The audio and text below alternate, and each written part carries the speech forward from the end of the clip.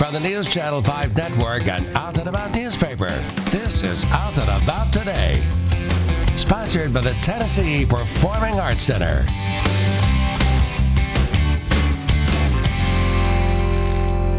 Welcome to Out and About Today. I'm Pam Wheeler. We've got a dynamic show for you tonight. In our next segment, Brent will sit down with Jason Brazil, a victim of assault after a rideshare. And later in the show, we've got all the details on this year's annual Bianca Page Day. Now, we open the show with our weekly Buzz About discussion. I'm joined by my co-hosts, Chuck and Brent. And I've got entertainment to talk about, which is kind of unusual for me. It is. You're all entertainment. Entertainment connected to controversy. That's what I like. That's your tagline, though, isn't it? It could be if I was a housewife or something. Politics attached to controversy, entertainment attached to controversy. So, do you all watch Supergirl? I have not. I have. I'm sorry. I've seen a little. Of course you have. Yes. Yeah. I figured, yeah. It's on the CW. Yeah. So, Nicole Maines joined Supergirl as TV's first transgender superhero. She's going to play Nia now, and I want to know what you all think. We got a picture. Beautiful.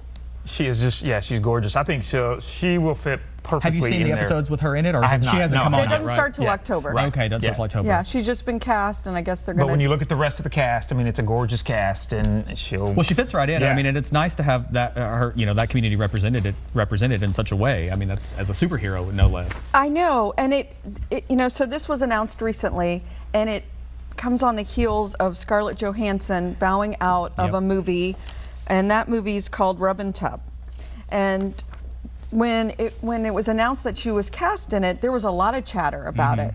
Yep. So we know what she did. She decided, I've listened to you, I don't have the quote here, but I've decided this conversation's great, it's opened up a dialogue, but a trans person should play. What do you think? Well, I think that was her full statement was the gist of it, but it kind of came after there was a little bit of backlash. Right, so I think obviously she kind of paid attention to and listened and heeded what people were saying, which is nice. I mean, because we've had other people over the years play gay or play transgender that aren't, and they've not apologized for it.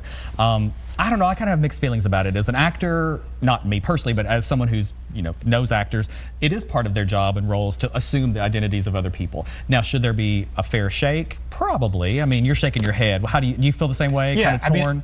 I mean, I know for so long it was like trans didn't get even a shot at a trans role, and gay didn't even get a shot at a gay role. So that's why it's so hard.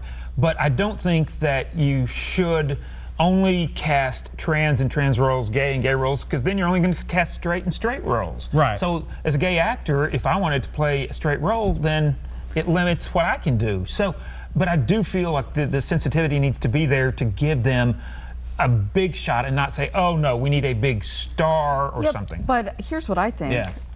I don't know that.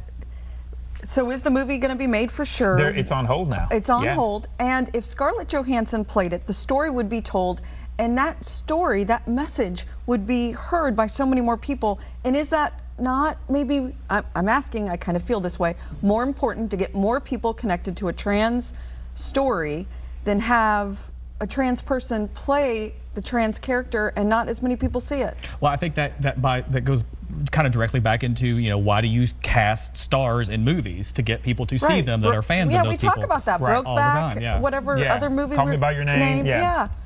Well, I'll say one thing though, because recently we saw Boys in the Band on Broadway, an all-gay cast. The first time all the leads were gay and they played gay. It was phenomenal, sold out. It's done box office, a bonanza on Broadway, and I think that's because all of those are getting their names. I mean, as far as Zachary Quinto and Andrew Reynolds and Jim Parsons. I mean, because they've been given opportunities. So now you have people who have some enough marquee, people, you've got marquee value.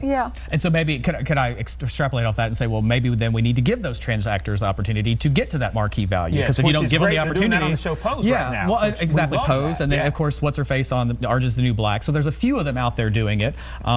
Anyway, I don't know. Like I said, one of the articles I read said that trans characters were down in 2017 by 40%. 40%. So I mean, I don't know. I feel mixed. I just worry that the story now well, and it's we're not going to talk about it. Yeah, of course. And talking about a show like Pose, you have a lot of actors like James Vanderbeek is on there, Kate Mara. So you know there are. It's not all trans, it's not all gay, it's not all straight. But, right. So that's the nice when you have the blend, because then you can get, if you've got to have the marquee value, you get a James Vanderbeek in there, or Evan Peters, those kind. But it's just, to me, the opportunity. I kind of think it would have been nice to have seen Scarlett Johansson take the role, and like you said, I think get the message out. And then to be sort of backed up by the trans community in a way to say, like, thank you for representing us in a positive way. Because I think what you said earlier really hits home. It's like, is it going to be a situation where then the return is, well, if you only can play gay, then I mean, it just seems so. Right. There should have been a meeting before the announcement that she was cast.